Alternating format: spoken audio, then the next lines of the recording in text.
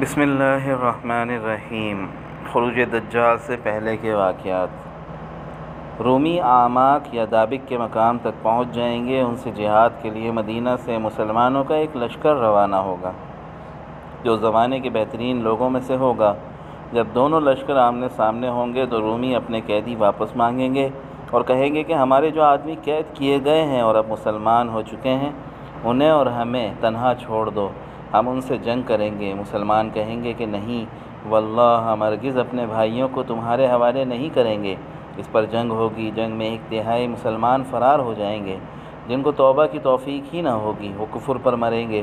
1/3 شہید ہو جائیں گے جو بہترین شہید ہوں گے، اور باقی 1/3 مسلمان فتح یاب ہوں گے جو آئندہ ہر قسم کے فتنے سے محفوظ و مامون ہو جائیں گے۔ پھر یہ لوگ قسطنطنیہ فتح کریں گے۔ جب وہ مال غنیمت تقسیم کرنے میں مشغول ہوں گے تو خروج دجال کی جھوٹی خبر مشہور ہو جائے گی، جسے سنتے ہی یہ لشکر وہاں سے روانہ ہو جائے گا۔ روم سے مراد وہ علاقہ ہے جس کے مشرق میں ترکی اور روس، جنوب میں قدیم شام اور مصر، اور مغرب میں بحر متوسط، اسپین اور پرتگال ہے۔ اس کے علاوہ دنیا کے 2 حصے ہیں جہاں اس علاقے کے لوگ آباد ہیں، مثلاً امریکہ، آسٹریلیا وغیرہ، وہ بھی مراد ہیں۔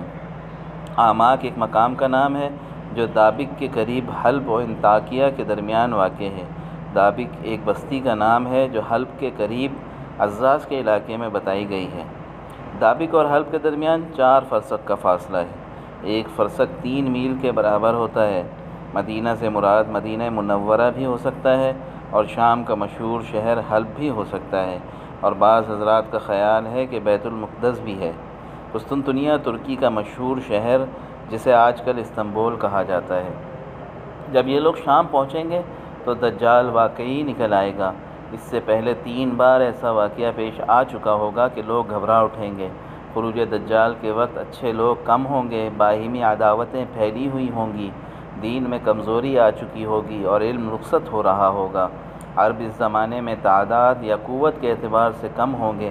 دجال کے اکثر پیروکار عورتیں اور یہودی ہوں گے۔ یہودیوں کی تعداد 70,000 ہوگی۔ وہ ایسی تلواروں سے مسلح ہوں گے جن میں ہیرے جواہرات جڑے ہوئے ہوں گے اور ان پر ساج کا لباس ہوگا۔ دجال شام اور عراق کے درمیان نکلے گا۔ عرب کا اطلاق یمن اور موجودہ سعودی عرب بشمول خلیجی ممالک پر ہوتا ہے۔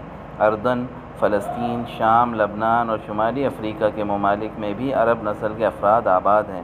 عراق سے مراد موجودہ عراق اور اس کے قریبی علاقے ہیں۔ ساج کس کو کہتے ہیں؟ بیش قیمت و بیز کپڑے کو کہتے ہیں۔ دجال کا حلیہ کیسا ہوگا؟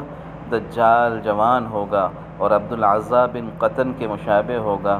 عبدالعزیٰ بن قطن قبیلہ خزاعہ کا ایک شخص تھا جو زمانے جاہلیت میں مر گیا تھا۔ رنگ گندمی اور بال پیچدار ہوں گے اور دونوں آنکھیں عیبدار ہوں گی۔ بائیں آنکھ سے کانا ہوگا۔ آنکھ میں موٹی پھلی ہوگی۔ پیشانی پر کافر اس طرح لکھا ہوگا، کاف فا را، جیسے ہر مومن پڑھ سکے گا، خواہ لکھنا پڑھنا جانتا ہو یا نہ جانتا ہو۔ وہ ایک گدھے پر سواری کرے گا جس کے دونوں کانوں کے درمیان 70 ہاتھ کا فاصلہ ہوگا۔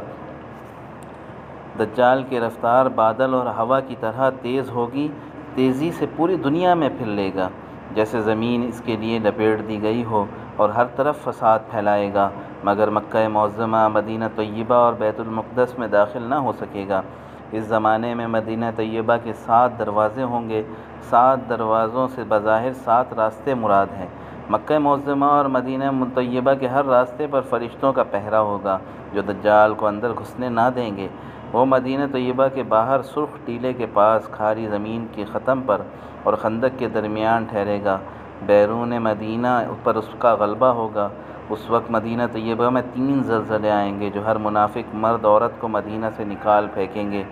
یہ سب منافقین دجال سے جا ملیں گے۔ عورتیں دجال کی پیروی سب سے پہلے کریں گی۔